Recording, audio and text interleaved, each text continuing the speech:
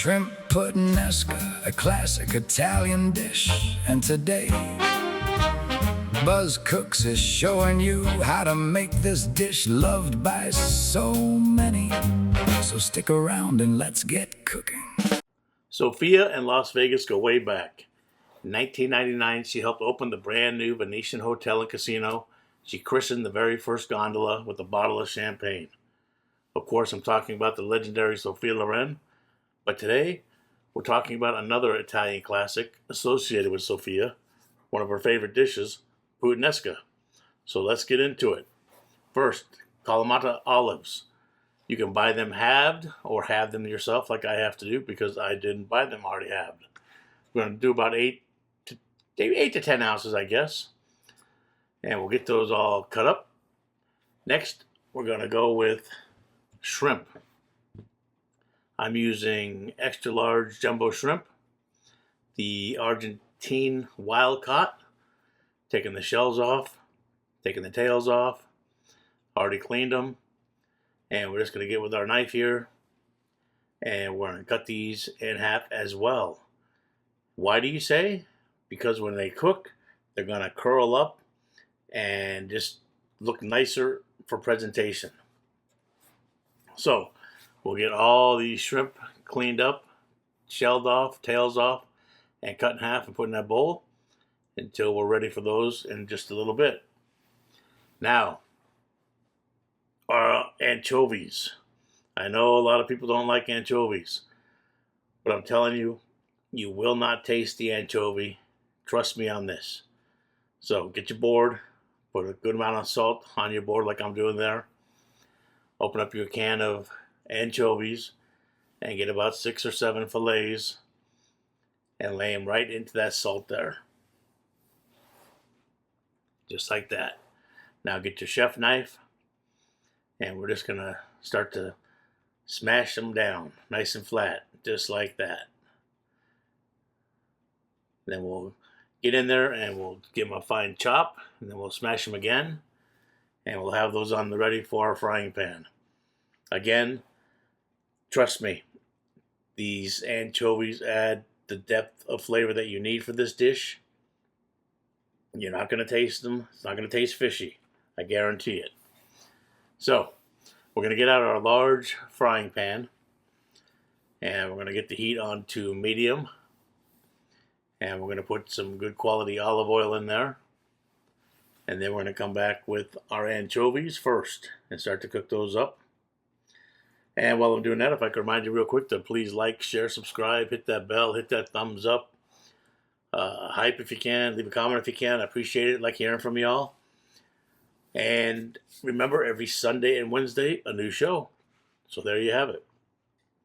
All right, the anchovies are in there. They're cooking up.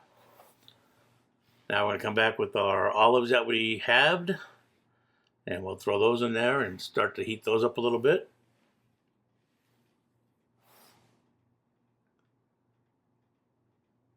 And then once we get all of that heated up, we're going to come back with our capers that we drained. So we got about,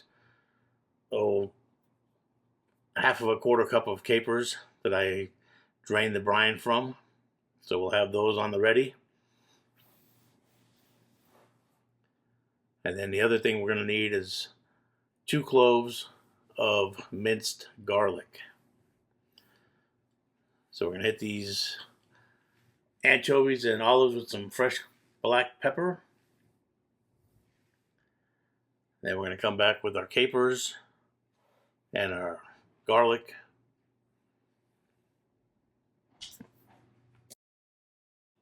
And at this point, I turn the heat down to medium, low. And we got the capers in there now. We'll come back with the garlic, and then we're going to come back with 1 large can of San Marzano tomatoes, peeled but whole. So as soon as that garlic becomes fragrant, we got to cover it up, and we're going to cover it up with the tomatoes. And then our sauce will be just about done.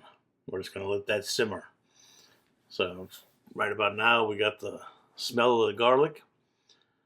So we're coming with our tomatoes. And what I do is, once I got the tomatoes in there, I use my little meat grinder or meat press, I guess you call it, for ground beef. And I just use that to mash down the tomatoes a little bit. I don't want too big of pieces, but I don't want it super smooth either. So I'm just going to go in there with my tool and smash down those tomatoes and make them more realistic for eating. And that is our sauce for right now. So next we need to get some water boiling. I'm going to be using fettuccine. I'm using fresh fettuccine. So it's going to cook within 2 minutes. So I'll be able to go straight from the water into the tomato sauce with that. So we're going to try and time this out perfectly. Oh, I almost forgot. About 4 or 5 leaves of fresh basil. Mix that up. Now we got our water boiling. We're going to add some good salt, because we always salt, over salt actually, because we like our pasta to have flavor. But now we're going to try and time this perfectly. We're going to put our shrimp into our sauce, and hopefully the shrimp will be done at the same time the pasta is done, so we don't have to worry about overcooking the shrimp. So we got the shrimp in there. That should cook within 2 minutes. Water's boiling. Pasta's going in. That says to cook within 2 minutes. So we're going to let it go. And 2 minutes later, we're going to take the pasta out, put it right into the pan, mix it up real good.